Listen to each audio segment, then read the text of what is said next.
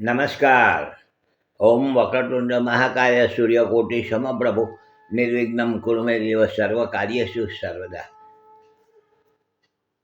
જ્યોતિષ અને વાસ્તુનો સમન્વય, વાસ્તુ દોષ નિવારણ એ વિષય ઉપર આપણે વાતો કરીએ છીએ. ગયા એપિસોડમાં આપણે આ બાબતે થોડી વાત કરી ચૂક્યા છીએ.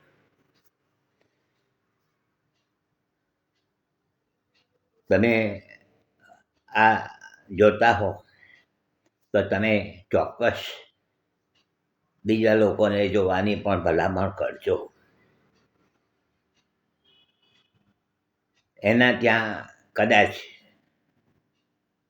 આ બધું સાંભળીને એમને ત્યાં સારું થાય તો તમે નિમિત્ત બનશો. એમાં એને નવી જાણકારી મળશે અને ખોટા પ્રચારમાંથી બહાર આવી જશે. વાસ્તુશાસ્ત્ર અને જ્યોતિષ બંને એકબીજાની સાથે જોડાયેલા છે. દિશાઓ ગ્રહોને આધારિત છે એ આપણે વાત કરી. આપણા ઘરમાં કોઈ ગ્રહ બરાબર ના હોય, દૂષિત હોય, એટલે કોઈ દિશા બરાબર નથી. બધાને ત્યાં બધું જ વાસ્તુશાસ્ત્ર મુજબનું હોય છે એવું હોતું નથી. મારા વાસ્તુના વિઝિટ દરમિયાન આ બધું હું જોતો હોઉં છું.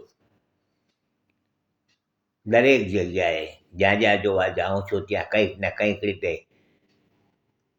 દોષ હોય જ છે. કોઈક જગ્યાએ દિશા કપાઈ છે, કોઈક જગ્યાએ ખોટી રીતની ગોઠવણી થયેલી હોય છે.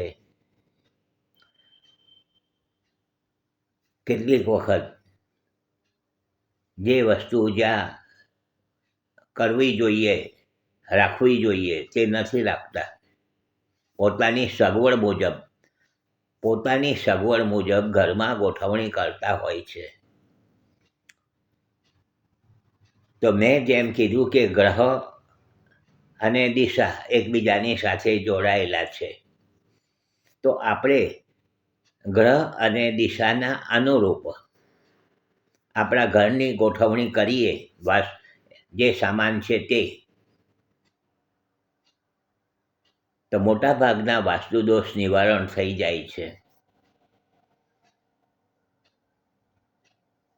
આપણા જન્મકુંડળીમાં ગુરુ મહારાજનો બરાબર નથી. દાખલા તરીકે ગુરુ મહારાજનો બરાબર ગોઠવાયેલા નથી, દૂષિત થયા છે. એક રીતે ઘરના ઈશાન ખૂણામાં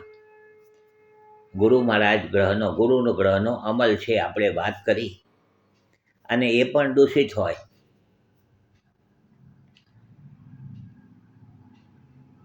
એ દિશા દૂષિત હોય, આપણા જન્મકુંડળીમાં ગુરુ મહારાજ બરાબર નથી, દૂષિત છે, તો આવી વ્યક્તિઓના સંતાન બાબતના પ્રોબ્લેમો આવે છે.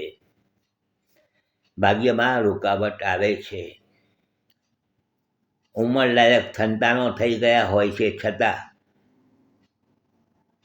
લગ્ન જીવનમાં આવવા માટે તકલીફો આવે છે, રૂકાવટો આવતી હોય છે. જોજો, આ વસ્તુ બહુ સમજવા જેવી છે. કારણ કે જન્મકુંડળીના ગ્રહોને સાથે મોલવીને વાસ્તુને આપણે જ્યારે બંને રીતે જોઈએ ત્યારે આ બધી વસ્તુનો ખ્યાલ આવી જતો હોય છે કે આ વ્યક્તિને આવી રીતે બનવું જોઈએ. મોટાભાગે તો જન્મકુંડળીના ગ્રહો જોઈએ છે જ્યારે જન્મકુંડળી, ત્યારે ખ્યાલ આવી જતો હોય છે કે આ ભાઈને ઘરની અંદર વાસ્તુના દોષ છે. મેં જોયું છે વર્ષોના અનુભવે. જન્મકુંડળી જોયા પછી પણ ખ્યાલ આવી જાય છે કે આ ભાઈ ગ્રહના હિસાબે તો થોડી પરેશાની ભોગવે જ છે, પરંતુ ઘરના વાસ્તુને લઈને પણ વધુ પરેશાની ભોગવે છે. જોજો, આ સમજવા જેવી વાત છે. એ સ્વીકારજો. કાલે પાછા મળીશું, આની આગળ વાત કરીશું. શેર કરજો, લાઈક કરજો, બીજાને જોવાની ભલામણ કરજો. હસમુખલાલ ઝવેરીના સૌને નમસ્કાર.